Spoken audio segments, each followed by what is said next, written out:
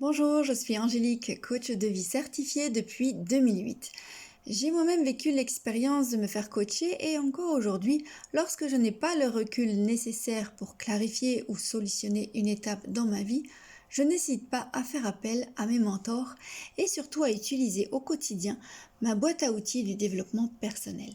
C'est ce que j'ai eu envie de partager sur cette chaîne pour une vie épanouie. Je te livre mes ressentis, mes vécus sur des thèmes que tu peux toi-même travailler grâce aux ressources que je te partage gratuitement.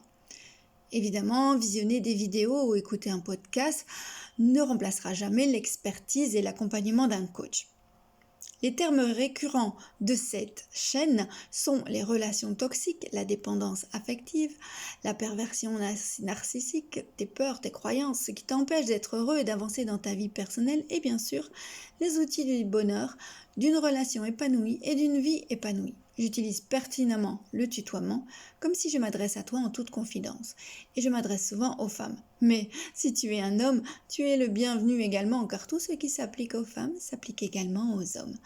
On étudie souvent comment réussir professionnellement et on pense que notre passé conditionne notre futur pour ce qui est de notre vie personnelle. Ici, sur la chaîne d'une vie épanouie, on décide qu'on peut dépasser nos difficultés. Dans le podcast précédent, nous avions vu les dégâts qu'a fait la pédagogie dite noire sur notre estime de soi et nos schémas toxiques que ça a pu engendrer.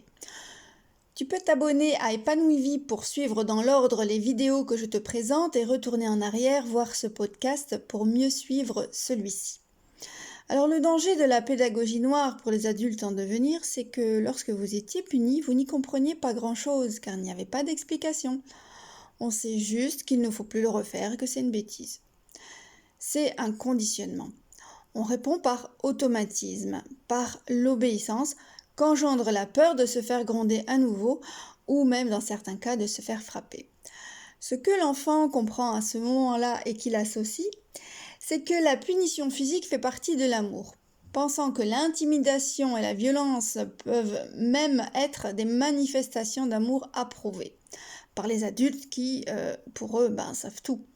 Et par conséquent, ça devient acceptable. Aussi, nos enfants ont tendance à imiter ce qu'ils voient et à reproduire. Chaque coup induit de la crainte plus que du désir de bien agir. Alors cela réveille des sentiments d'abandon, de tristesse, de solitude. L'enfant se sentira inutile et il perdra peu à peu son amour-propre. Et c'est ainsi que la plupart de nos mésestimes de soi, de nos conditionnements, notamment en amour, prennent naissance. Alors venons-en maintenant à la pédagogie blanche. Tout enfant est doué de grandes capacités et d'intelligence multiples, accompagné d'un énorme désir d'apprendre. Il est important de repérer que chaque enfant n'est pas l'autre et qu'il faut respecter les rythmes d'apprentissage propres à chacun, les guider à résoudre leurs besoins et développer leurs talents, à exprimer leurs émotions plutôt que de les refouler en les punissant. On appelle cette éducation la pédagogie blanche, une manière d'éduquer beaucoup plus respectueuse. Alors j'ai été chercher la définition et les objectifs de la pédagogie blanche. Et ensuite, il sera facile de faire le parallèle avec le développement personnel. Alors voici ce que j'ai trouvé. Son objectif est de développer tout le potentiel de l'enfant en l'aidant à découvrir ses propres talents et son rythme évolutif. Ce type d'éducation vise à éveiller la curiosité, la créativité, la pensée critique des enfants et encourage les parents à les accompagner dans le processus délicat de l'apprentissage. Alors oui, on peut faire des erreurs, oui, on peut faire des bêtises. C'est ça qu'on appelle l'apprentissage. On apprend soi-même par essai-erreur tout en étant accompagné de la bienveillance de ses parents. En faisant cela, on peut développer son autonomie, sa créativité, sa passion intellectuelle, son raisonnement logique et sa pleine conscience par cette méthode d'enseignement qui repose sur des liens sociaux tels que l'amour des parents, mais en termes de confiance et de bonheur cette fois. Et ce sont précisément les sentiments que les parents devraient inspirer à leurs enfants, non pas le sentiment de crainte, le sentiment de confiance et de bonheur. Avec ses sentiments ancrés en lui, l'enfant passera son temps à jouer pour découvrir le monde sans peur, sans conditionnement et aussi sans préjugés. Alors on comprend ainsi l'importance de l'éducation qu'a eue sur nos peurs, nos conditionnements et nous avons tendance à reproduire malheureusement ce que nous connaissons le mieux. On dit que tout se joue avant 7 ans et pourtant, même en étant adulte, nous pouvons décider de désapprendre ces conditionnements et de travailler à une meilleure estime de soi. Si tu te poses fréquemment la question pourquoi cela t'arrive, le psychologue pourra t'aider. Mais si tu te demandes comment faire pour te dépasser, pour atteindre tes objectifs et être plus épanoui, eh bien tu pourras travailler cette question avec un coach. Alors comment ? En repérant tes schémas toxiques sans trop t'y attarder, le but étant simplement une meilleure compréhension de tes choix et d'y mettre de la conscience.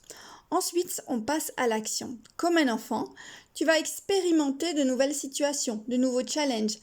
Par toi-même, tu pourras sentir, vérifier et valider les résultats. Tu pourras développer ta nouvelle autonomie face aux autres, te positionner et découvrir ton cheminement propre, celui de ton épanouissement personnel. Cet accompagnement ne pourrait être résumé ici, il est à chaque fois personnalisé. Comme je le disais, un enfant n'est pas l'autre et chacun son rythme. Eh bien, il en va de même pour l'accompagnement de l'adulte.